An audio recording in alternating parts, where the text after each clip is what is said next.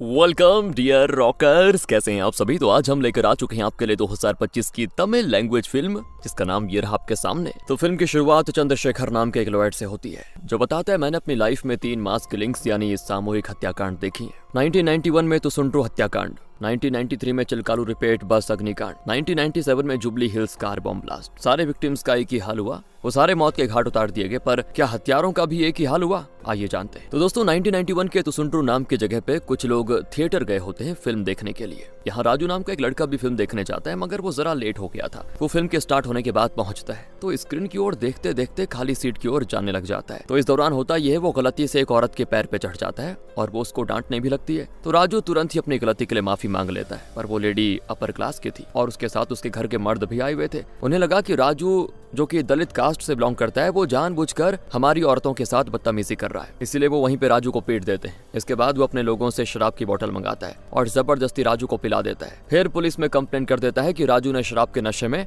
हमारी औरत को छेड़ा। और बेचारे राजू के पिता को जब ये बात पता चलती है तो वो जाकर उस जात के आदमी के सामने हाथ पैर जोड़ देते हैं अपने बेटे को छुड़ाने के लिए। तो वो लोग एक शर्त रखते हैं कि राजू को हमसे माफी मांगनी होगी। राजू के पिता उसे माफी मांगने को कहते हैं तो राजू उनको सारी बातें सच सच बता देता है और कहता है एक तो उन्होंने मुझे कुत्ते की तरह पीटा बिना किसी गलती के, और फिर मुझ पे केस कर दिया और अब मुझसे माफी मंगवाना चाहते हैं। मैं नहीं मांगूंगा माफी। तब उसके पिता उसको समझाते हैं कि बेटा हम लोग छोटी जाति के हैं, हमारे लिए सही गलत कुछ नहीं होता, हमें बस खुद को जिंदा रखना होता है और इन बड़ी जाति वालों से पंगा नहीं लेना होता है। अगर तुम चाहते हो तो बात यहीं पे खत्म हो जाएगी, माफी मांग लो, वरना ये लोग तुम्हारे साथ पता नहीं हमारी कम्युनिटी के साथ क्या क्या करेंगे। वहीं दोस्तों इस बार बड़ी जाति के जवान खून दलितों को माफ करने के मूड में नहीं होते। वो कहते हैं कि इनका तो हर बार का यही है, पहले हमसे भिड़ जाते हैं और फिर माफी मांग कर निकल जाते हैं। इस बार हम इनको माफ नहीं करने वाले, हम तो इनको ऐसी सजा देंगे जो इनकी आगे आने वाली पीढ़ी भी याद रखेगी और हमारे खिलाफ जाने से पहले 100 बार सोचेगी। जैसे ही दोस्तों उनके इरादे के बारे में राजू और उसके कम्युनिटी वालों को पता चलता है ना,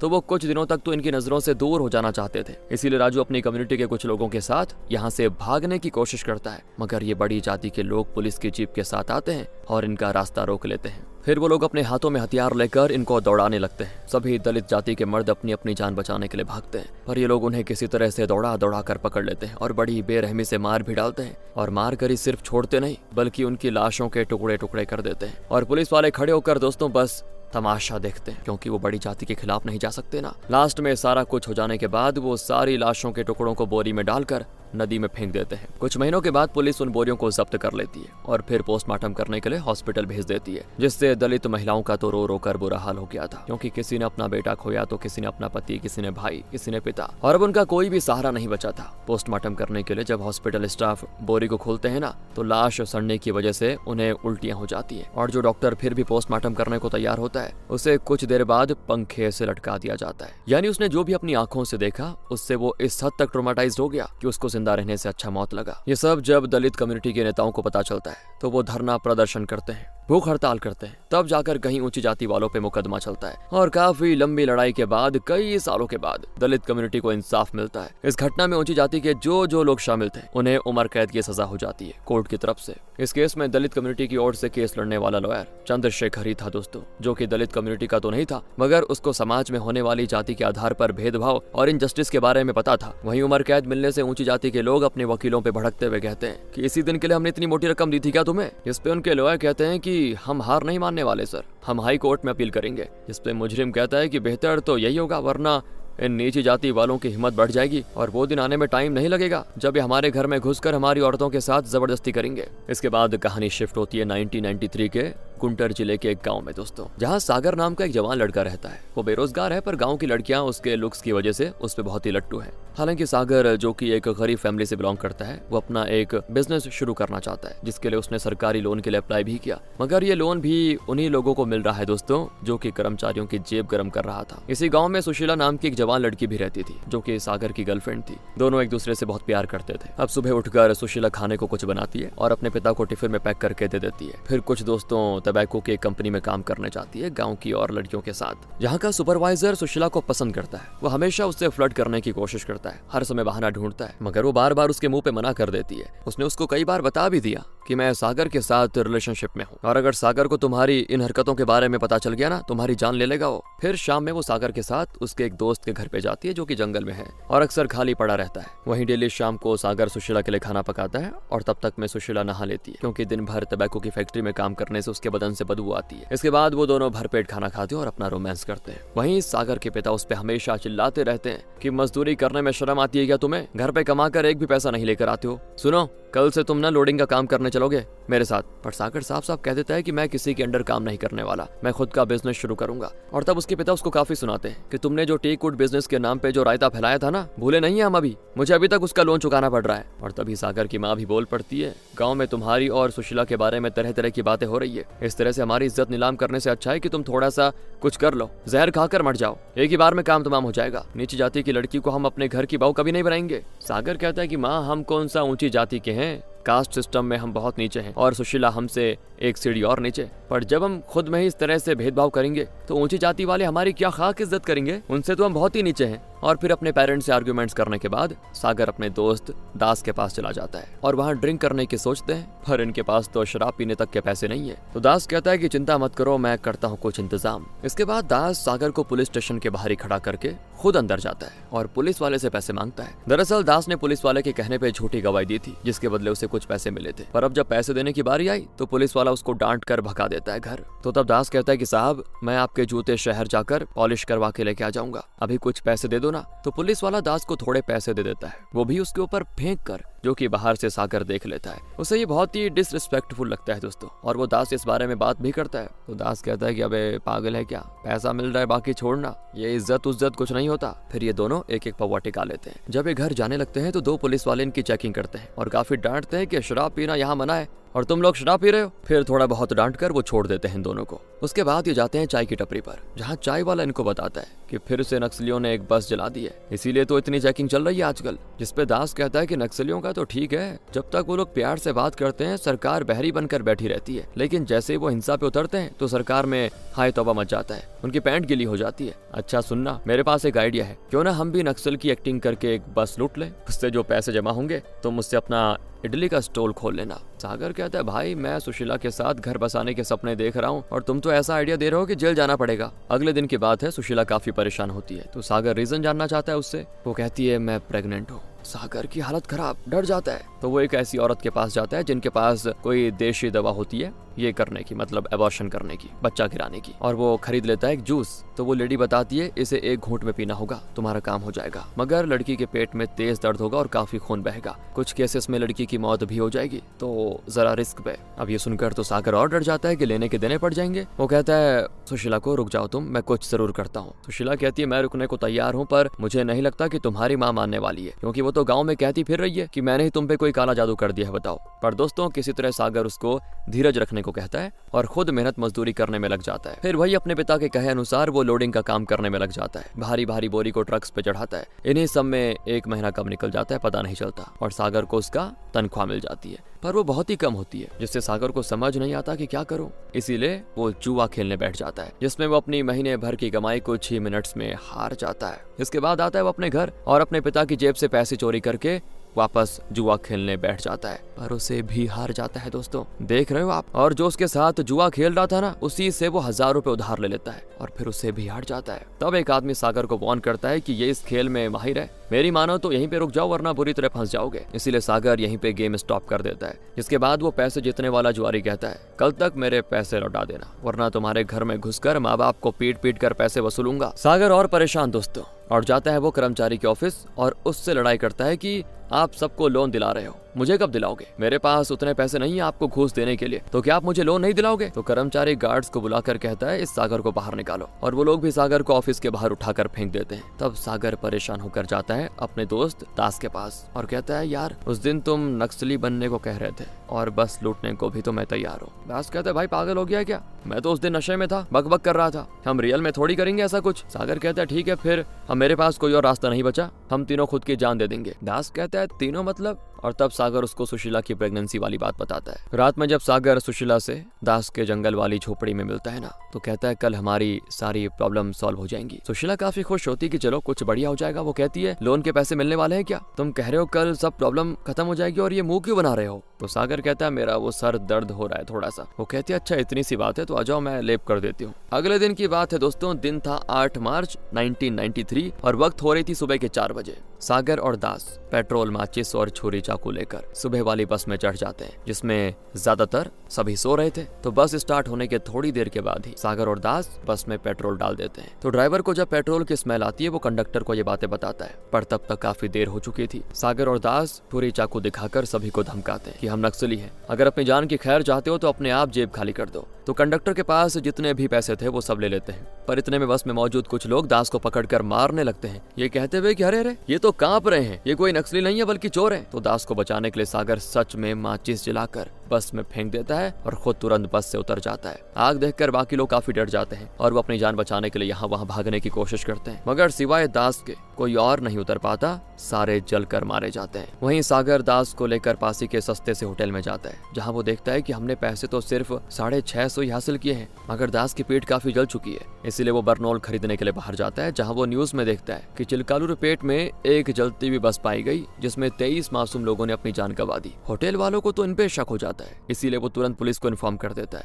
फिर तो पुलिस वाले इन्हें पुलिस स्टेशन लाकर जब खूब कुटाई करते हैं तो क्या था दोस्तों, इन्हें छठी का दूध याद आ जाता है। दास की पीठ पहले से जली हुई थी तो वो तो उस पे जरा भी रहम नहीं दिखाते। इसके बाद कोर्ट तक पहुंच जाती है ये बात। वहाँ पे बार काउंसिल यानी लॉयर कम्युनिटी के हेड सारे लॉयर्स को इस घिनौनी इंसिडेंट के बारे में बताते हुए कहते हैं कि हमें इस तरह के अपराधियों का केस कभी लेना ही नहीं है, इन्हें तो पब्लिक के सामने पत्थर से मार मार कर मार डालना चाहिए। जिसपे एक दो लॉयर्स जो कि निचली कास्ट के होते हैं वो आपस में बातें करते हैं कि जब हमारे लोगों के साथ तुसुंडू में सामूहिक हत्याकांड हुआ था तब तो बार काउंसिल के हेड ने ये नहीं कहा था कि हथियारों का केस कोई नहीं लेगा, मगर जब क्राइम करने वाला निचले तबके का है या वहाँ से आता है तो इनके अंदर इंसानियत जाग गई। वाह, लेकिन हम कुछ बोल नहीं सकते ना, वरना ये लोग हमें ही गलत समझेंगे। और दोस्तों इनकी आपस की बात वहाँ पे खड़ा लॉयर भगत सुन रहा था। जब कोर्ट में जज को इस बारे में पता चलता है कि बार काउंसिल ने सभी लॉयर से कह दिया है कि इन्हें डिफेंड नहीं करना, तो जज काफी भड़क जाते हैं कि ट्रायल शुरू होने से पहले ही इन्होंने अपना फैसला सुना दिया है शायद, तो फिर जज और कोर्ट को होना ही नहीं चाहिए ना, हम तो बेकार ही बैठे हैं यहाँ पे। तब भगत जज से इजाजत मांगता है और सागर और दास का डिफेंडिंग लॉयर बनने के लिए तैयार हो जाता है। जज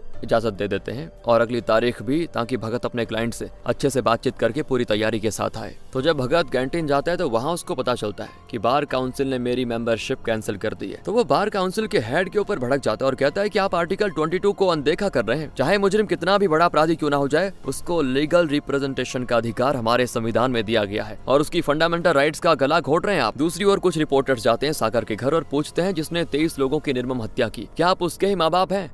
तो सागर के पिता साफ कह देते हैं कि नहीं, वो अब हमारी औलाद ही नहीं है, कोर्ट को उसको कड़ी से कड़ी सजा देनी चाहिए। मगर हर भारतीय माँ के लिए दोस्तों उनका बेटा दूध का धुलाई होता है ना, वो सारा इल्जाम डाल देती है बेचारी सुशीला पे कि ये सब उसका ही आइडिया है, उसके ही कहने पे मेरे बेटे ने सब किया, उसने मेरे बेटे की मती मार दी। जिसमें क्या था, फिर मीडिया को मसाला मिल जाता है कि अच्छा तो ये सारी घटना एक नाजायज संबंध की वजह से हुई है। फिर ये बात पूरे गाँव वालों को पता चल जाती है और वो सुशीला को जिंदा जलाकर मारने की कोशिश करते हैं, पर किसी तरह सुशीला रात के अंधेरे में गाँव से भाग जाती है। वहीं सागर और दास को जेल में डाल दिया जाता है। वहां जाने के बाद उनकी मुलाकात होती है खूंखार अपराधियों से जो कि इनका शारीरिक शोषण करने की सोचते हैं। वहीं जब जेल के डॉन को इनके कारनामे के बारे में पता चलता है तो वो लोग सुशीला के कैरेक्टर के ऊपर उंगली भी उठाते हैं। वो इनके सामने डिस्कस करते हैं कि उस रखेल का जब बच्चा होगा तो उसकी शक्ल सागर से मैच करेगी या फिर दास से, या फिर कोई तीसरा है उसका बाप। डॉन की इस तरह की घटिया बातों से सागर का खून खौल उठता है और वो डॉन से भी भिड़ जाता है दोस्तों, पर वो डॉन के चमचे सागर को अच्छे से धो लेते हैं। फिर रात की बात है, सागर और दास को नींद नहीं आती, उन्हें अपने किए पर बहुत ही अफसोस हो रहा होता है, उन्हें विक्टिम्स के लिए बहुत ही बुरा लग रहा होता है। सागर ने तो बस उनको डराने के लिए ये काम किया था, मगर उन्होंने सागर को हल्के में लिया और सागर का दिमाग उस वक्त काम करना बंद कर गया तो उसने माचिस की तिल्ली झाड़ दी। फिर ये दोनों अपनी अपनी जान बचाकर वहां से भाग आए, पर इनको ये नहीं पता था कि रात का वक्त होने की वजह से सारे खिड़की बंद थे और बस का दरवाजा भी जाम था, इसलिए वो लोग तो बच नहीं पाए लेकिन ये लोग बच गए। दूसरी ओर लॉयर भगत के घर पर भी रात में भीड़ आकर पथराव करते हुए कहती है कि एक ब्राह्मण होते हुए तुम्हें शर्म नहीं आती हथियारों को डिफेंड करने में, जिसकी वजह से भगत की वाइफ भी दोस्तों अपने हस्बैंड से कह देती है कि आप हमेशा मजबूर लोगों की मदद करते हैं, पर मेरे हिसाब से ये केस आपको नहीं लेना चाहिए था। उसी रात सुशीला किसी तरह भगत के घर पे आती है और जब भगत की वाइफ उसे बैठने के लिए कहती है ना, तो वो बेचारी जमीन पे बैठ जाती है, जिस पे भगत की वाइफ कहती है, नहीं नहीं ऊपर चेयर पे बैठिए ना आप। इसके बाद सुशीला सारी बातें बताती है कि सागर बहुत ही अच्छा लड़का है, वो तो मेरी प्रेगनेंसी की वजह से बस लुटने चला गया था, सारा कसूर मेरा ही है, मुझे उसे बताना ही नहीं चाहिए था अपनी ये प्रेगनेंसी के बारे में। सर ये लीजिए मेरे कान के झुमके, ये सोने के हैं, मेरी माँ ने मुझे दिए थे, आप इन्हें फीस के तौर पे रख लीजिए और मेरे सागर को किसी तरह बचा लीजिए। जिस पे भगत की वाइफ कहती, नहीं नहीं इसकी कोई जरूरत नहीं है, आप एक काम करिए, वॉशरूम जाइए, फ्रेश होइए, फिर हम आराम से बात करते हैं। इसके बाद दोस्तों 6 महीने गुजर जाते हैं। बाहर सुशीला इडली बनाने वाली दुकान पे काम करने लगती है और अपना गुजारा करती है। बीच बीच में सागर से मिलने के लिए चली भी जाती है जेल में और उसे हौसला रखने के लिए कह देती है। वो कहती है, भगत बाबू बहुत ही अच्छे लॉयर है, वो तुम्हें जरूर बाहर निकालेंगे। वहीं सागर भी कहता है कि मुझे एक बार बाहर निकाल लो, फिर मैं मेहनत मजदूरी करके तुम्हें और अपने आने वाले बच्चे का ख्याल रखूंगा और कभी कोई गलत काम नहीं करूंगा। वहीं जेल में दोस्तों सागर और दास से लगातार 6 महीने तक टॉयलेट साफ करवाया जाता है, जबकि बाकी कैदियों की ड्यूटी स्विच होती थी, पर इनको यही काम था डेली का, क्योंकि इनसे जेल का वो डॉन नाराज था ना, इसीलिए। अब इससे परेशान होकर एक दिन सागर आवाज उठा देता है और तब डॉन और उसके चमचे उसे खूब पीट देते हैं। वहीं दास तो अब अपनी जिंदगी से हार मान चुका था, वो चुपचाप अपना काम करता रहता है और एक कोने में पड़ा रहता है, किसी से बात तक नहीं करता, क्योंकि उसकी वजह से हुआ ये सब कुछ और वो गहरे सदमे में चला जाता है। उसकी वजह से इसलिए दोस्तों क्योंकि सबसे पहले उसी ने दारू पे की आइडिया दिया था बस को लूटने का। वहीं 9 महीने पूरे होते ही सुशीला को एक प्यारी सी बेटी होती है और इस दौरान चंद्रशेखर और उसकी वाइफ सुशीला के साथ होते हैं। सुशीला थोड़ी हील होने के बाद जेल भी आती है सागर को उसकी बेटी से मिलवाने के लिए और फिर फैसले की घड़ी आ जाती है। चंद्रशेखर अपनी तरफ से इन दोनों को काफी डिफेंड करता है कि इन्होंने जो कदम उठाया था उस दिन बस में, वो मजबूरी में उठाया था। ये पिछली जाति से बिलोंग करने वाले लड़के हैं, इन्हें सही से शिक्षा नहीं मिली और न ही अच्छी नौकरी। सागर ने अपना इडली का स्टॉल खोलने के लिए काफी कोशिश की, गवर्नमेंट की लोन स्कीम का फायदा उठाने की कोशिश की, मगर घूसखोर कर्मचारी ने लाख मिन्नतें करने के बाद भी लोन नहीं दिया। अगर उसने लोन दे दिया होता तो सागर अपने काम में बिजी होता और गलत काम कभी नहीं करता। ऊपर से सागर की गर्लफ्रेंड बिना शादी के ही प्रेग्नेंट हो गई और सागर के घर वाले उसको अपनाने को तैयार नहीं थे। ऐसे में सागर के ऊपर बहुत ही बड़ी रिस्पॉन्सिबिलिटी थी। वो सुशीला और अपनी बच्ची को एक अच्छी जिंदगी देना चाहता था, पर उसके पास बिजनेस में लगाने के लिए पैसे नहीं थे। वो किसी भी तरह बस 10,000 रुपए जमा करना चाहता था। ऐसे में उसने बस को लूटने की नाकाम कोशिश की। ये सच में बस में बैठे लोगों को जान से नहीं मारना चाहते थे, ये तो बस उनको डरा कर पैसे लूटना चाहते थे और न ही विक्टिम से इनकी कोई निजी दुश्मनी थी। पर जो हुआ जाहिर सी बात है इन दोनों की वजह से ही हुआ। 23 लोगों की दुखद मौत है और उनके परिवार वाले जस्टिस की उम्मीद में है। बाकी लोगों से कहीं ज्यादा इन दोनों को उस घटना का अफसोस है। जज साहब अब आप ही बताइए क्या होना चाहिए। इन्होंने जुर्म कबूल कर लिया है, जिसकी वजह से ये केस अभी भी खत्म हो सकता है, वरना सालों साल ये केस चलता रहेगा और किसी को इंसाफ नहीं मिल पाता। इसीलिए मैं गुजारिश करूंगा कि इनको हल्की सजा दीजिए। ये दोनों अभी जवान हैं, इन्हें सुधरने का मौका दिया जाए। वैसे भी इन्होंने इससे पहले कोई क्राइम नहीं किया है। इतनी दलील देने के बाद भी दोस्तों जज सागर और दास को फांसी की सजा सुना देता है। दास तो सदमे में था ही, वो कुछ रिएक्ट नहीं करता। वैसे भी वो अनाथ था, ऐसा नहीं था कि जेल के बाहर कोई उसका होगा इंतजार करने के लिए। मगर सागर तो बिलख बिलख कर रोने लग जाता है, क्योंकि वो सुशीला और अपनी बेटी के साथ जिंदगी गुजारना चाहता था। सुशीला भी बहुत रोती है, क्योंकि अब सब खत्म हो चुका था। इन्होंने साथ में जो सपने देखे थे वो सब टूट कर चकनाचूर। पर अब क्या किया जा सकता, गलत तो गलत है, सजा तो सजा है। सागर और दास को टेम्पररी जेल से निकालकर उस जेल में डाल दिया जाता है जहाँ बाकी के कैदियों को भी उम्र कैद या फांसी की सजा होगी। हालांकि भगत हाई कोर्ट में अपील करता है और ये बात सागर जब दास को बताता है तो दास कहता है क्या जरूरत है इसकी हाई कोर्ट में अपील करने की, हमारे हाथों 23 लोगों की मौतें हुई है, उनमें बड़े बूढ़े बच्चे सभी शामिल थे, फिर हमें फांसी नहीं होगी तो क्या होगा। सागर कहता है कि यहाँ हुंकार हत्यारे आजाद घूम रहे हैं जो अपने मजे के लिए या दुश्मनी निकालने के लिए न जाने कितने लोगों की जान ले लेते हैं और हमसे तो गलती हुई है ना, और उस गलती का हमें गहरा अफसोस भी है। यही चीज अगर किसी अमीर और ऊंचे कुल के लोगों से हुई होती ना तो वो पैसे और पहुंच की बदौलत बाहर घूम रहे होते। दास कहता है पर हमारे पास तो वो भी नहीं है ना, तो रोज रोज जेल में मार खा खा कर जीने से बेहतर है कि एक बार हम फांसी लग जाएं। वैसे भी हमारी लाइफ जेल के बाहर कौन सा अच्छी होने वाली है। तब सागर रोने लग जाता है और कहता है कि मैं अपनी बेटी के लिए जीना चाहता हूँ यार। दूसरी ओर सुशीला फैसला करती है कि मैं अपनी बेटी को अनाथ आश्रम में दूंगी, जहाँ ये उम्मीद तो होगी कि कोई अच्छे घर के लोग इसको अडॉप्ट कर लेंगे। मेरे साथ रहकर तो पूरी जिंदगी परेशान रहेगी है। लोग इसे हमेशा सुनाएंगे कि ये तो एक ऐसे माँ की कोख से पैदा हुई जो बिना शादी के प्रेग्नेंट हो गई और इसका बाप तो खूनी है जिसने 23 लोगों की जान ले ली। ये सब सुन सुनकर मेरी बेटी कभी भी खुश नहीं रह पाएगी। अपने दिल पे पत्थर रखकर सुशीला भगत की मदद से अपनी बेटी को एक अच्छे अनाथालय में डाल देती है और जब ये बात सागर को वो जाकर बताती है तो वो काफी गुस्सा करता है उस पे और काफी उल्टा पुल्टा भी बोल देता है कि अच्छा मैं तो मरने वाला हूँ ना, तो तुमने बच्चे को अनाथालय में डाल दिया और फिर तुम किसी और के साथ शादी करके अपना एंजॉय करोगी। मैं इसके लिए देखना कभी तुम्हें माफ नहीं करूंगा। और ये सब तमाशा करने की वजह से गार्ड सागर को और भी खतरनाक जेल में डाल देते हैं, जहाँ अकेले रहते रहते सागर का दिमाग खराब हो जाता है, पागलों की तरह अपने आप से ही बातें करने लग जाता है तरह तरह की। फिर जब 3 महीने के बाद नया जेलर आता है और उसे सागर के बारे में पता चलता है तो वो उसे वहाँ से बाहर निकालता है, जिसके बाद सागर सुशीला के नाम कई सारे लेटर्स लिखता है और अपना हाथ काट कर मारने की कोशिश करता है, पर उसको सरकारी हॉस्पिटल में फिर एडमिट करके बचा लिया जाता है, जहाँ आती है उससे मिलने के लिए सुशीला और उसे समझाती है कि अपनी बेटी को अनाथालय में छोड़कर मैं तो आधी मर ही चुकी हूँ, अगर तुम्हें कुछ हो गया तो मैं पूरी मर जाऊंगी। हम दोनों को मिलकर इस परीक्षा की घड़ी को पार करना होगा, इस उम्मीद में कि ऊपर वाला कभी तो हमारी नसीब बदलेगा, कभी तो हम साथ में खुशी से जी पाएंगे। फिर सागर ठीक होकर वापस जेल जाता है तो वहाँ न्यू जेलर उसे बड़े अच्छे से पेश आता है। वो नोटिस करता है कि सागर ने क्लास 10 तक पढ़ाई की है और उसे पढ़ना लिखना आता है और वो हर हफ्ते सारे विक्टिम्स की फैमिली को लेटर लिखकर उनसे माफी मांगता है। इसीलिए जेलर सागर को मोटिवेट करता है बुक लिखने के लिए, जिसपे सागर कहता है कि मेरी बुक कौन पढ़ेगा।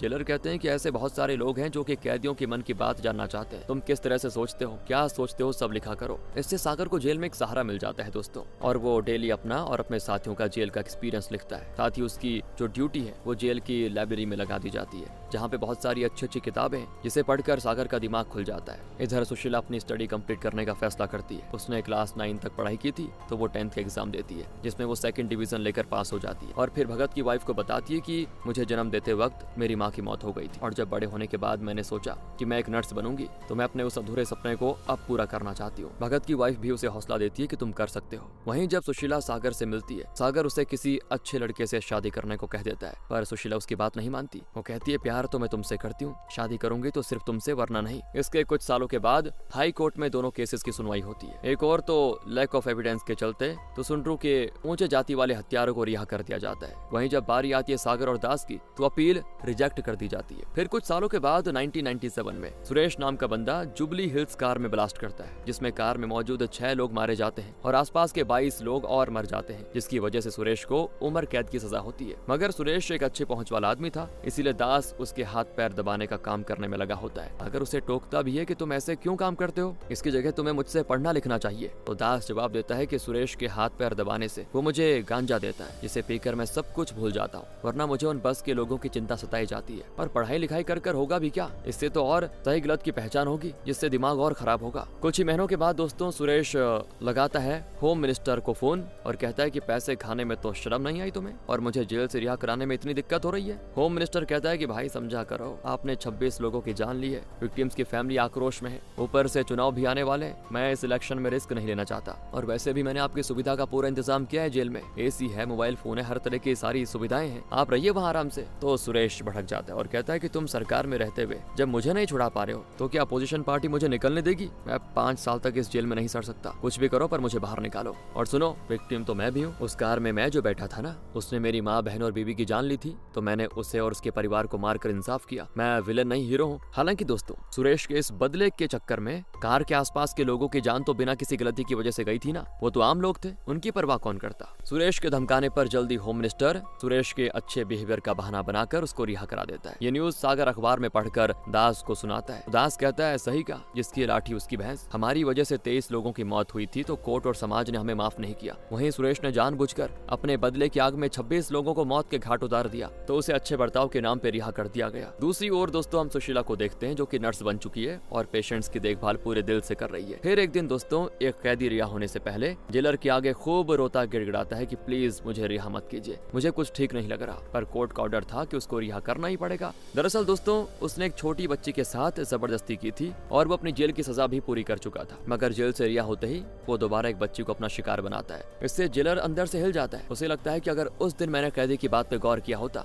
और उसको साइकोलॉजिकल हेल्प दिलाई होती तो आज एक बच्ची की जिंदगी खराब ना हुई होती और वो कैदी दोबारा इस जेल में नहीं आता। इसी सोच की वजह से जेलर अपनी कॉलेज की प्रोफेसर को जेल में बुलाता है जो कि एक साइकोलॉजिस्ट है। उनकी और सागर की मदद से वो जेल के कैदियों की सोच बदलने की कोशिश करता है। प्रोफेसर अलग अलग तरह की एक्टिविटी करवाती है कैदियों से, जिनमें सागर उनकी बड़ी मदद करता है। इन साइकोलॉजिकल एक्टिविटी से कैदियों को ये समझ में आ जाता है कि हाँ, अगर हम चाह लें तो यहाँ से रिहा होने के बाद एक नॉर्मल लाइफ जी सकते हैं, चाहे जो भी हो जाए। हम दोबारा ऐसा कोई काम नहीं करना चाहते जिससे हमें दोबारा जेल की चक्की पीसनी पड़े। साथ ही कुछ विक्टिम्स और उनकी फैमिली को भी जेल में बुलाया जाता है, जो कि अपनी आप बीती सारे कैदियों के सामने सुनाते हैं, जिससे कैदियों को उनका दर्द महसूस होता है और वो फैसला कर लेते हैं कि हम कभी भी ऐसा कोई काम नहीं करेंगे जिससे किसी इंसान को मेंटल ट्रॉमा हो। इस तरह सागर प्रोफेसर मैडम की मदद करते हुए जेल में 12 साल गुजार देता है और 12 साल के बाद उसे और दास को फाइनली फांसी पे लटकाने का ऑर्डर मिल जाता है। इनके आखिरी वक्त पे सुशीला तो मिलने आती है, साथ ही सागर के माता पिता भी आते हैं। सभी खूब रोते हैं। पिताजी कहते हैं कि काश मैंने कहीं से भी पैसों का इंतजाम करके तुम्हारा इडली का स्टॉल खुलवा दिया होता तो आज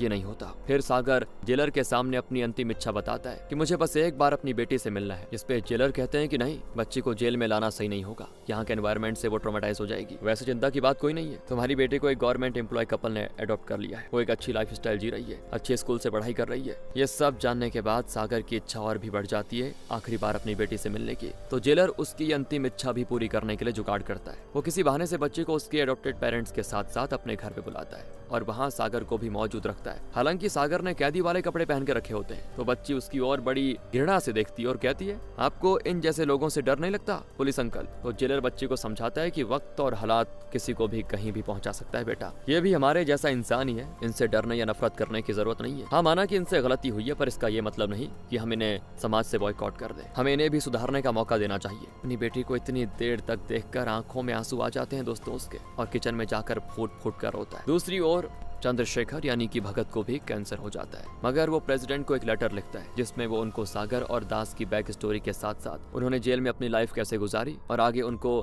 सुधारने का चांस मिलना चाहिए, ये सारी चीजें लिखी होती है। उन्हें आजादी नहीं तो कम से कम फांसी की सजा को बदलकर उम्र कैद करने की रिक्वेस्ट होती है, मगर दोस्तों ये रिक्वेस्ट नामंजूर कर दी जाती है। इसके बाद हम देखते हैं कि सागर और दास को फांसी के लिए ले जाया जाता है। सागर को सुबह 5 बजे फांसी देनी थी और दास को 5:30 बजे। सागर के चेहरे पे काला कपड़ा डाल दिया जाता है। तभी कुछ अथॉरिटी के लोग आ जाते हैं और ये फांसी रुकवा देते हैं। वो बताते हैं कि चंद्रशेखर ने कुछ ह्यूमन राइट एक्टिविस्ट के साथ मिलकर chief justice of supreme court के सामने गुहार लगाई और उन्होंने सागर और दास की फांसी को रोक दिया है और इसे उम्र कैद में बदल दिया। इसके बाद 2025 का सीन दिखाते हैं दोस्तों। सागर को जेल में 35 साल हो गए हैं और उसकी उम्र 50 साल। बर्थडे विश करने के लिए आज भी सुशीला जेल में उससे मिलने के लिए आती है। सुशीला को आज भी उम्मीद है कि किसी दिन तो सरकार सागर पे रहम दिखाएगी और रिहा कर देगी उसको। वहीं सागर सुशीला को बताता है कि पता है, आज ही एक जवान लड़का हमारे जेल में आया, वो मुझसे पूछ रहा था कि 35 साल जेल में सड़कर मिला क्या, इससे अच्छा तो फांसी ही हो जाती। अब मैं उसको कैसे समझाऊं कि हफ्ते में एक दिन जब सुशीला तुम मुझसे मिलने आती हो ना, तो मैं अंदर से जी उठता हूँ। मुझे इस बात की खुशी होती है कि हम दोनों एक ही हवा में सांस ले रहे हैं। तुम ठीक हो, मैं जिंदा हूँ, मैं तुम्हारे हाथों को चूम सकता हूँ और तुम्हारे मुस्कुराते हुए चेहरे को देख सकता हूँ। इससे ज्यादा मुझे और कुछ नहीं चाहिए। इसी के साथ दोस्तों ये मूवी यहाँ पे खत्म होती है। अब आप बताइए क्या लगता है आपको, कमेंट करके। मिलते हैं आपसे अगली वीडियो में। ध्यान रखिए अपना। Thanks for watching.